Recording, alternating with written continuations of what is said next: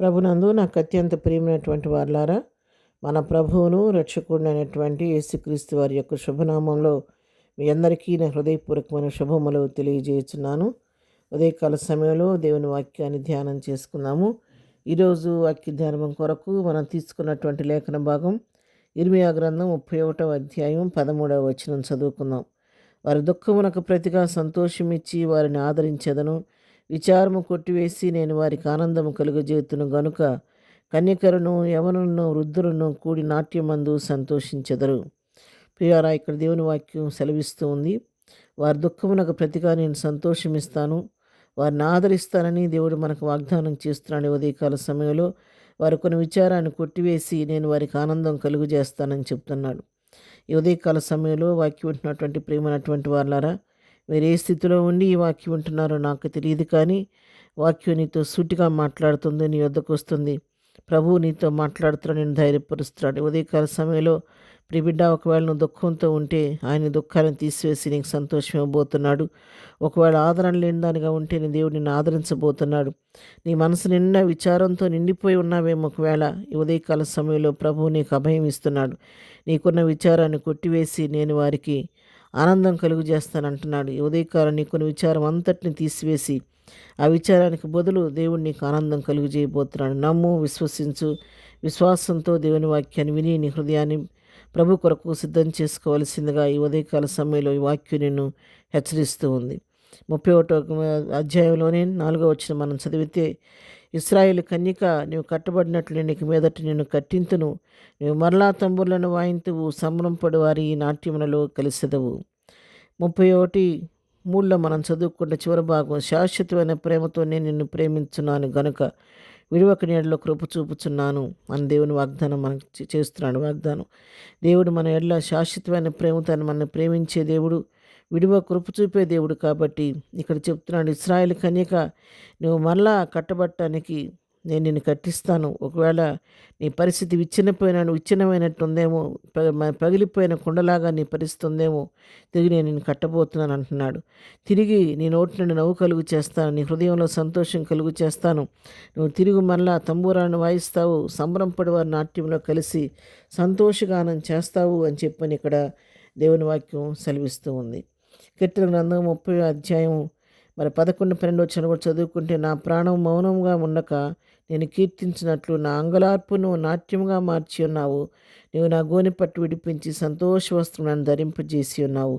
యెహోవా నా దేవ, నిత్యము నేను నిన్ను స్తుతించెదను. ఇక్కడ దావీదు భక్తుడు చెప్తున్నాడు, మరి నా ప్రాణం మౌనంగా ఉండలేదయ్యా, నేను నిన్ను కీర్తించుకుని ఉండలేను. ఎందుకంటే నీవు నా అంగలార్పును నాట్యంగా మార్చావు. నేను కట్టుకున్న గోనెపట్టు విడిపించి దానికి బదులుగా నాకు సంతోష వస్త్రం ధరింపచేసావు. కాబట్టి నేను నిన్ను స్తుతించకుండా ఉండలేనయ్యా అని చెప్పని ఇక్కడ భక్తుడు మరి ప్రార్థిస్తూ దేవుని స్తుతిస్తున్నట్టుగా మనం చూస్తున్నాం. అంతేకాదు యెషయా గ్రంథము 35వ అధ్యాయం 9వ వచనం చూస్తే, అక్కడ సింహం ఉండదు, క్రూర జంతువులు దాని ఎక్కవు, అవి అక్కడ కనబడవు. విమోచింపబడిన వారే అక్కడ నడుచుదురు. యెహోవా విమోచించిన వారు పాటలు పాడుచు తిరిగి సియోనునకు వచ్చెదరు. వారి తలల మీద నిత్యానందం ఉండును, వారి ఆనంద సంతోషములు గలవారై వచ్చెదరు. దుఃఖమును నిట్టూర్పును ఎగిరిపోవును. ఇక్కడ చూడండి, విమోచింపబడిన వారు వారి పరిస్థితి ఎట్లా ఉంటుందో ఇక్కడ వాక్యం సెలవిస్తుంది. యెహోవా విమోచించిన వారు ఎట్లుంటారంటే, వారు పాటలు పాడుచు తిరిగి సియోనుకు వస్తారు. వారి తలల మీద ఎప్పుడు నిత్యానందం ఉంటుందంట. వారి ఆనంద సంతోషములు గలవారుగా ఉంటారని, దుఃఖము నిట్టూర్పు ఎగిరిపోద్దని చెప్పని దేవుని వాక్యం సెలవిస్తుంది. యెషయా 60:20లో కూడా ఉంది, నీ దుఃఖ దినములు సమాప్తములగునని. అవును ప్రియులారా, ఈ సంవత్సరాంతంలో దేవుడు నీకు ఇస్తున్నాడు గొప్ప వాగ్దానం. ప్రియ సహోదరుడా, ఈ వాక్యం వింటుండగా నీ దుఃఖ దినాన్ని దేవుడు సంపూర్ణం చేసి సమాప్తం చేసి ఇక నుండి నీ జీవితంలో ఆనంద సంతోషకరమైనటువంటి దినాలను దేవుడు నీకు అనుగ్రహించబోతున్నాడు. కాబట్టి విశ్వాసంతో ప్రభు వైపు చూడండి. యోహాను సువార్త 16వ అధ్యాయం 22వ వచనం చదువుకుంటే, అటువలే మీరును ఇప్పుడు దుఃఖపడుచున్నారు, కానీ మిమ్మల్ని మరలా చూచెదను, అప్పుడు మీ హృదయము సంతోషించును, మీ సంతోషమును ఎవడను మీ వద్ద నుండి తీసివేయుడు. అవును, ఒకవేళ ఇప్పుడు దుఃఖపడుచున్నప్పటికీ దేవుడు నిన్ను దర్శించిన తర్వాత, నీ దుఃఖం నిట్టూర్పు ఎగిరిపోయిన తర్వాత, నీ దుఃఖ దినములు సమాప్తమైపోయిన తర్వాత, నీ హృదయం నిండా సంతోషంతో ఆనందంతో నీ అభివృద్ధి పడుతూ ఒక అంచెలంచెలు ఎదుగుతూ ఉంటే, నీ అంచెలంచెలు ఎదుగుతున్న విధానాన్ని చూసి లోకం నిన్ను చూసి అసూయపడవచ్చు, కానీ ఆ సంతోషాన్ని దగ్గర నుంచి తీసివేయడం ఎవరి తరం కాదని దేవుని వాక్యం సెలవిస్తుంది. ప్రియులారా, ఈ వాగ్దానం నా జీవితం నెరవేర్చింది, నీ జీవితం నెరవేర్చబోతున్నాడు.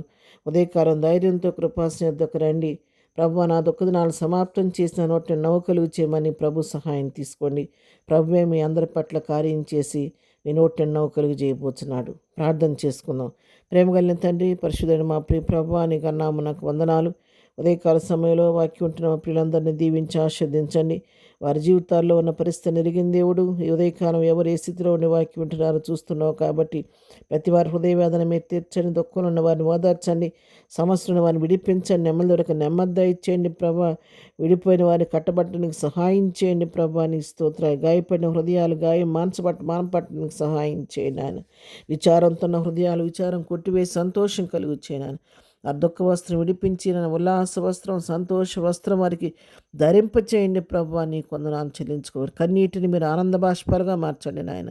ఉదయకాల సమయంలో మా ప్రియులను అందరినీ పేరు పేరు జ్ఞాపకం చేసుకుని వారి పరిస్థితిని నూతనపరచమని, వెళుచున్న మార్గాల్లో నీ కృప తోడుకొంచండి. చేస్తున్న పనిపాట్లో నీ కాపుదల దయచేయమని, వారి ప్రతి ఒక్క సమస్య నుంచి విడుదలిచ్చి మీరే వారికి అన్ని విషయాల్లో చాలిన దేవుడుగా ఉండి వెనుతట్టు ధైర్యం చెప్పి ముందుకు నడిపించి వారికి నోటండా నవ్వు కలుగు చేసి వారి యొక్క సంతోషం నీ అందు పరిపూర్ణం చేసి నీళ్ళు ఆనందించే భాగ్యం బిడ్డలందరికీ దయచేయమని, ఇది దీవులతో నింపి నడిపించమని, శత్రుకార్యములను దయించేస్తూ గంతా మేము ప్రభావాలు నీకు ఆరోపిస్తూ బిడ్డలందరినీ సంపూర్ణంగా నీకు క్షమకరణ ఆరోగ్య నస్తానికి అప్పగించుకుంటూ యేసు పరిశుద్ధ నామములో ప్రార్థించి అడిగి పొందుకొని నాము తండ్రి. ఆమెన్. ప్రభు కృప సదాకాలము మనందరికీ తోడయుండి నడిపించునుగాక. ఆమెన్.